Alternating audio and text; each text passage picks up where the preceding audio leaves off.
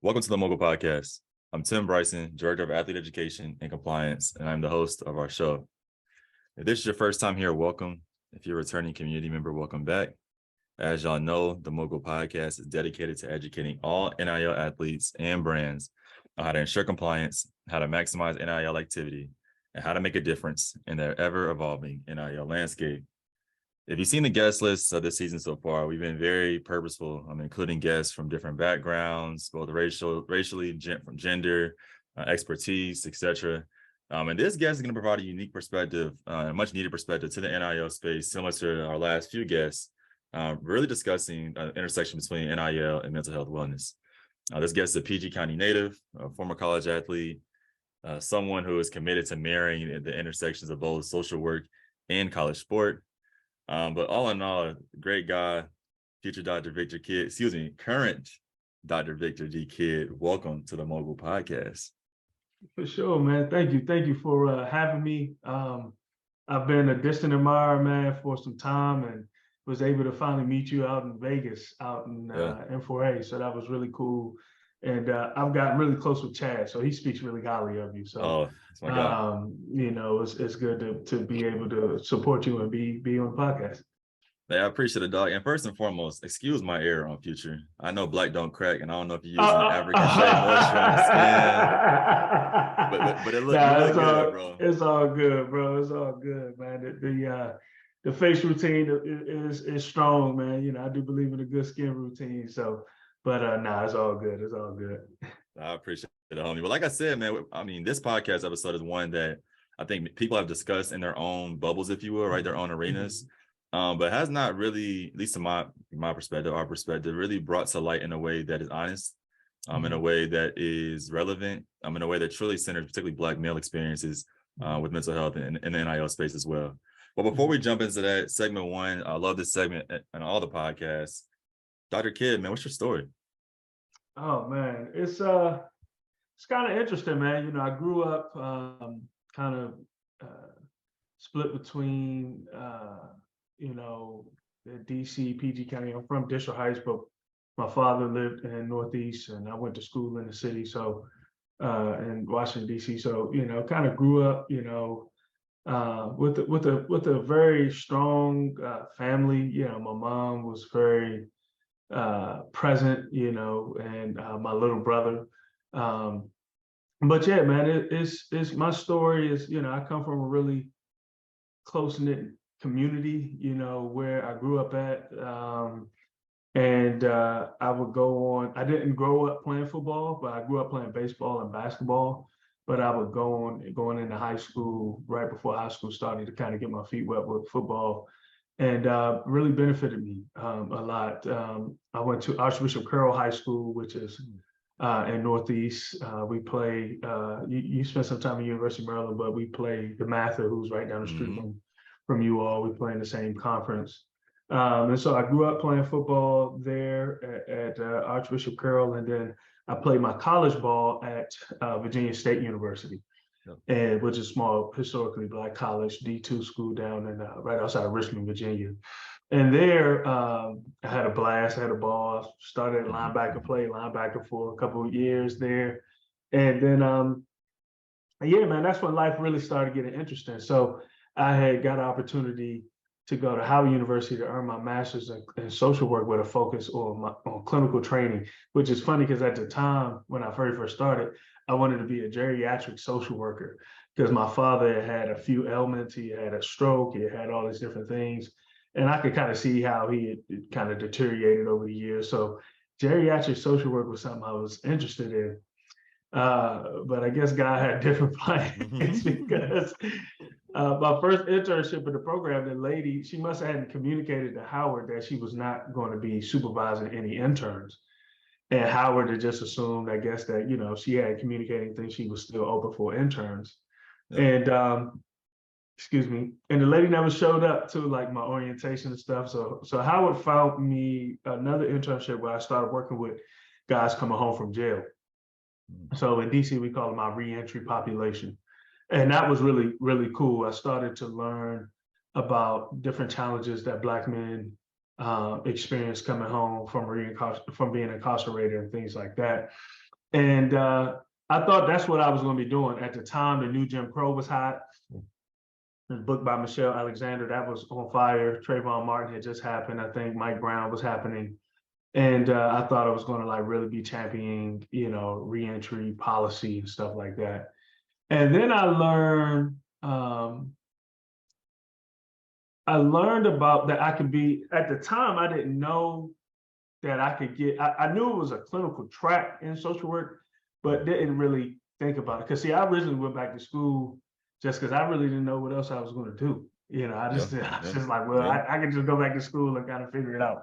And I learned that a bulk of my education, particularly going into my second year of the master's, could be very clinically intense. So I went that track. I started learning about all types of things, man, clinical intervention, psychopathology, all that type of stuff. And I started working with guys coming home from incarceration, but that were dealing with substance or what we call co-occurring disorder, substance and a mental health diagnosis. And so I fell in love with that. I was doing groups, I was doing individuals, I was working with interdisciplinary teams.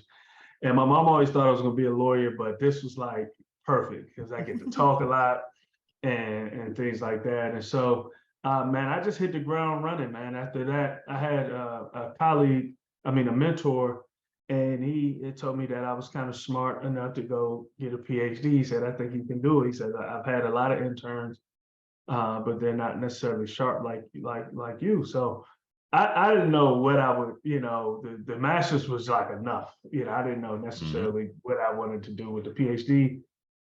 I get the PhD, man. I get into a PhD program down in South Carolina. I originally was going to apply to the social work department at South Carolina. And the dean at the time told me she had a colleague in sport and entertainment management that could utilize a student such as myself. And she didn't tell me this, but she was going to be leaving, shortly after I talked to her anyway. So I think she probably did me a solid, like, I'm going to be gone anyway. So, and the dean, because the dean had a unique interest in sport and social work. She had a unique, which is interesting for a dean to have, that type of interest. And sport and social work was really in its infancy then, really. It was just, I think, the Alliance of Social Workers in Sport had just been created, maybe in 2014, 15. So it wasn't like, merging your social work practice and sport wasn't something that was really talked about. So fast forward, man, I get into the sport and entertainment management program at the University of South Carolina. I'm the first Black graduate from that program. And something that was beautiful that came out of that, I was able to focus on athlete career transition, athlete identity, and how some of those challenges impact individuals from a behavioral health standpoint, and also just kind of transitioning through life.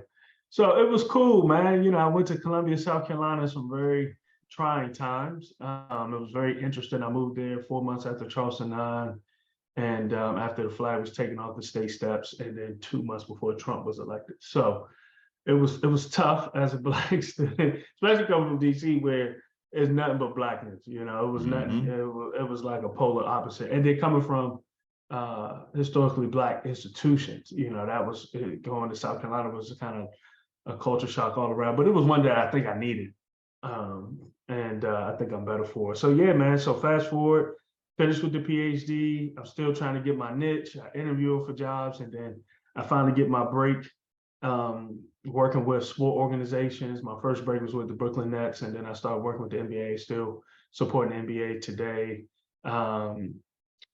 Different other entertainment, Warner Music, Universal Music Group, different clients that I've had and that I have, and now it's kind of grown into this culmination with this new role that I'll be taking with Major League Soccer. So in a nutshell, it informed my ability to be a therapist and work with athletes and entertainers. So in private practice, I maybe have like 17 athletes and entertainers that I work with. So that's cool, man. Youth, high school, college, professional, and retired. So really, really love, what I do. And that's how it all has come together. Some people think I'm a sports psychologist, but I'm really a sports social worker, a sports clinical social worker. And it's important for me to make that delineation because we have two different type of scopes. That's good stuff. And it's going to lead us straight into that segment too, because first and foremost, yes, it's an NIL education podcast, which is great.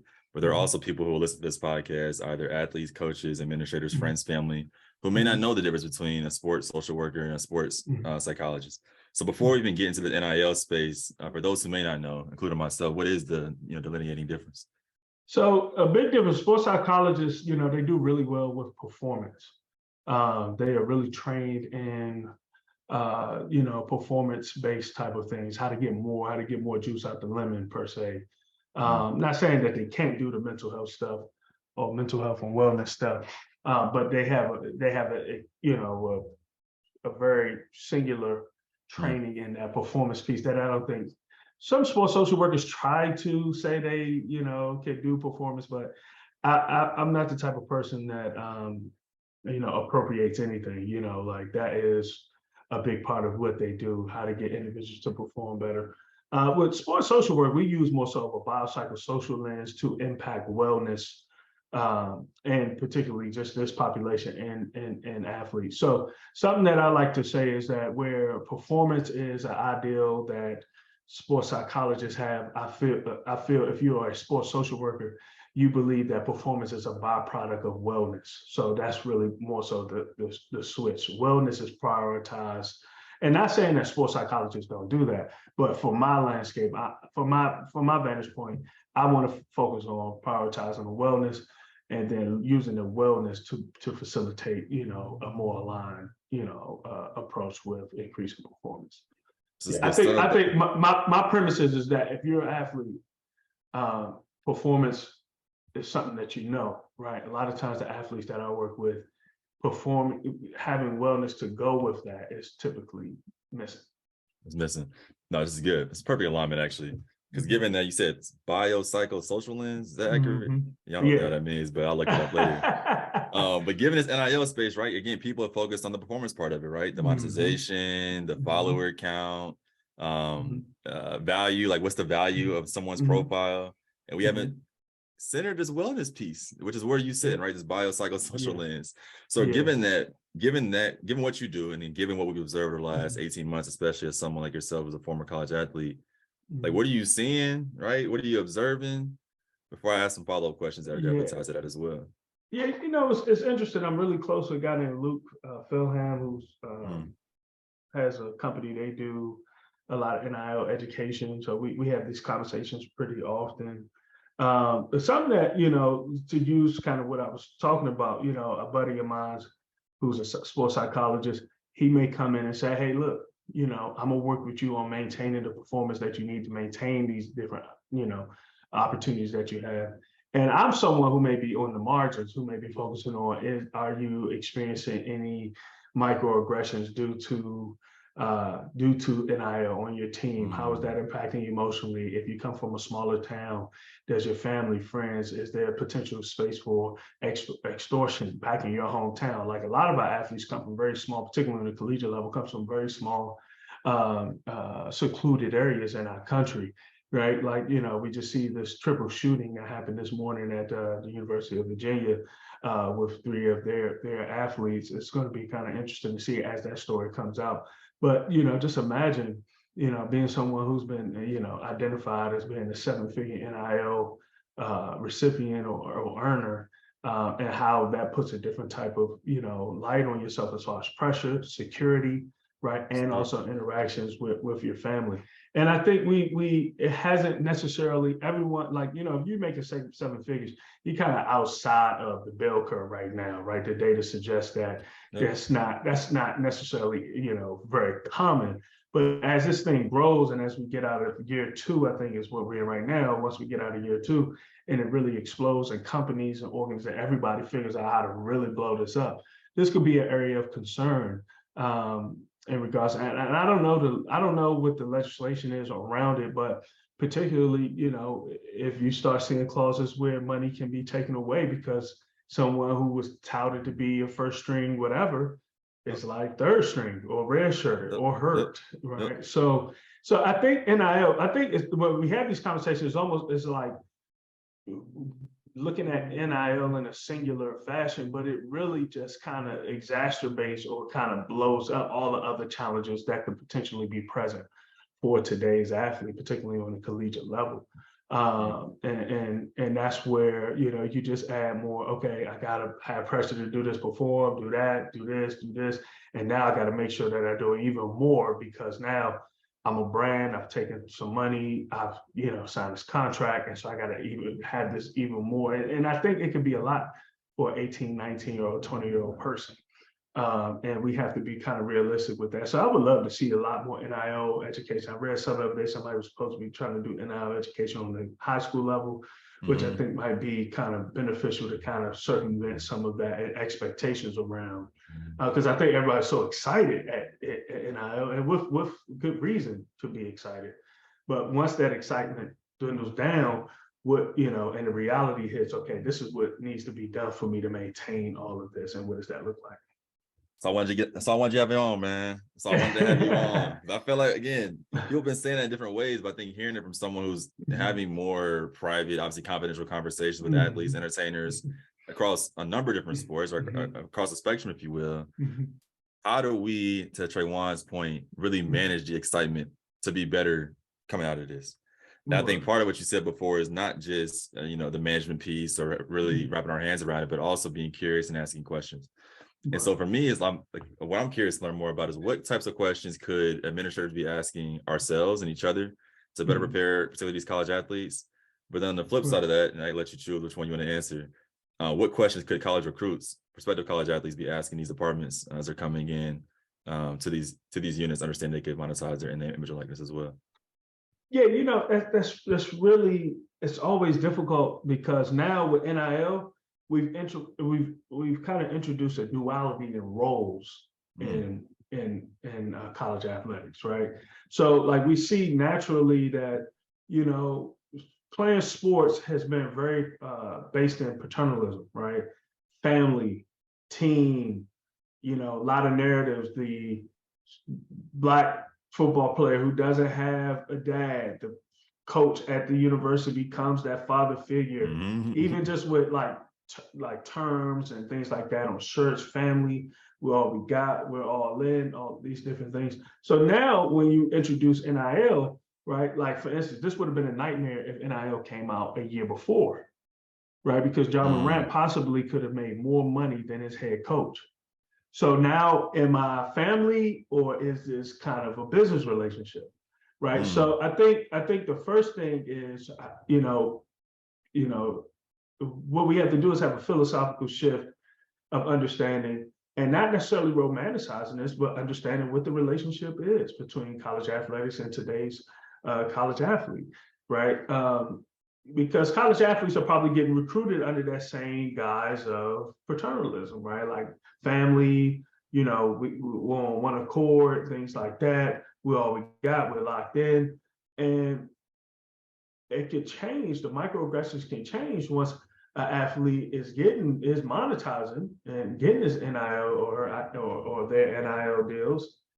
And then maybe they focus, you know, hey, coach, I can't make this meeting, I got to do this, I have this obligation. Or now what does it turn to? Does it turn to more of a worker, you know, boss type of dynamic? Like it's interesting. So I think college athletic departments have to ask themselves and ask other individuals, how do we, one, make this an equitable space for athletes to have the autonomy, to truly have the autonomy that NIL is supposed to give them, right? This is not just about money, it's about autonomy. It's about you have control over your branding, over your narrative. And I think, to be honest with you, I think for a system that has been operating totally different for so many years, this is going to be really difficult. This is going to be really, something that was really interesting to me was when this popped off, you know, a lot of coaches were starting to start saying microaggressions, you know, in different interviews, you know. Well, coach so-and-so, how do you feel about it? Well, they better understand the tax code. You know, it's kind of like now, all of a sudden, it's not, this is my kid, this is this, we're a family. It's like, well, they better understand the tax code. And it's kind of like, like it goes to just kind of complexity. I think as far as recruits, they need to one, any parent needs to understand the reality of getting recruited and the reality of NIL. And I think a few things, recruits need to be realistic with themselves, right? You have some athletes that like, maybe 2-star athletes, or and they worry about NIL deals at like the College of Charleston. It's like, like you go to the College of Charleston to play ball, but like kind of temper your expectations as far as NIL deals. So I think first thing, the recruit has to have some expectation of what that looks like, right? And furthermore, I think recruits have to ask, okay, how, along with these NIL opportunities, what resources do you have for me to become a better business person, for me to understand the intricacies of business? Are there any supports, within the athletic department that kind of helps with if I'm navigating this? And then obviously I'm biased, but advocating for the practitioners, the mental health practitioners that are embedded in college athletics to maybe get some psychoeducation around what NIL means and its connection to behavioral health, right? Because if I could, if I'm someone who, if I'm a big time athlete and say, I do have a substance issue, right? Access to this large NIL money could, make that more accessible for me, right? So it's really difficult, going back to this duality of both spaces. So NIL makes it very complex, but I think what the recruits and what future college athletes have to start asking is, what resources are put into place to support me, things that are within their reach, within their control. You can't control how a coach may respond to you. You can't control how a teammate may. One thing that was really scary to me was kind of like the superstar freshman who comes in, and like the red shirt senior who's been clamoring to get a shot, and then superstar freshman comes in the locker room and he walks in, or they walk in, or she walks in with a 6-7 figure NIL deal. I could imagine that person pocket watching a little bit. I mean, I've been in the college locker room, so I know, but I mean, I've seen guys fight over talking to the same girl. I can only imagine, something else. So it's really interesting. I can tell you this: I would not want to be a coach right now in college athletics, particularly in revenue generating sports. That's real. I think what you're saying right now is not even just the tempering expectations, but getting to a place, particularly within this business, and we know business can be funny a lot of the times. But how do we be honest about what's happening right now and transparent about what's happening right now? Because shout out to CFC, the Cougars, we love you too. But you're right though, every deal is not created equal, right? Like it's just not. But to your point, there are people coming in looking at whether it's the 5 stars and pick with any sport and saying, I can do that too. And again, you can in your own way, but I think we need to be more honest about what we're seeing, what we're experiencing, what expectations are, and allow people to manage their expectations and walk in that whatever over there 3, 4, 5. And Tim, it's you bring up a valid point, because I've worked with a few youth high school basketball players, and like they're good, right? But it's like the pressure that they put on themselves. I had a bad game here. I didn't get invited to Peach Jam. I'm not gonna get this deal. This might impact my NIL on the next one. Like it's just like for a 15 or 16-year-old, it's really intense. It takes them away from actually just being, a human being, right? And then they come see me and they're like, well, I'm depressed. I'm like, well, your focus isn't necessarily, football for me growing up was like a getaway. It was like, I could go on the field at 4 o'clock at the study hall 4 days out the week, and then on Saturdays, and just kind of, rip somebody's head off and just have fun. But now it's kind of like, it's no longer a safe haven. It's like you do something on the field, you do something on the court, you come off that playing field, you come off that court, you go to your phone, you get access to somebody live ranking you from what you did on the court. That impacting you, that, it's just kind of like, it's not fun anymore. I'm a big advocate for parents to incorporate, obviously competitive sport, but a lot of play, and the play part is just no longer there. That's well said. That's well said. Before we go on to the last segment, as you worked with NBA, you worked obviously starting with the MLS very soon, but you work with professional athletes in different contexts. Is there anything that college sport could and should be taken away as a model or an example from the professional realm to implement and really execute at the college level? Oh man, I've never thought about that. I think this goes back to that particular piece around autonomy, right? Like, pro sports, they, the players are the athletes are their own brand, and there's a lot of separation between the NBA and LeBron James. Like LeBron James is his own. And so I think there needs to be, maybe a model of some individuation for a lot of, because like even with the college athletes, like Caleb Williams, he got a lot of NIL deals, but I never see anything. I never see.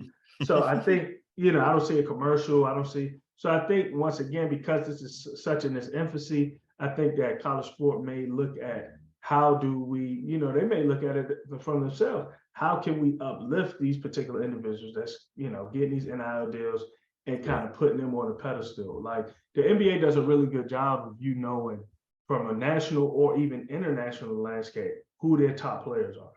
Mm-hmm. So I think college sport could utilize that, in regards to how they move forward and how they kind of allow college athletes, or give them more spaces to be able to uplift what they're doing. It's good, yeah. I mean, I think it's all just we're on a crash course to the NCAA not existing what it is now. I mean, that's just what it is. Given a lot of the change, but I think now to your point, our point earlier, we can't hide from it now. Yeah. Like we got to be honest. At least for me, I'm just like, at what point can we just be honest about what's happening so we can make decisions based on that and not act like we not. Which is good stuff. But segment 3, bro, 3 things you want our audience to remember and leave with after our conversation together. I can tell you off rip, the duality and roles.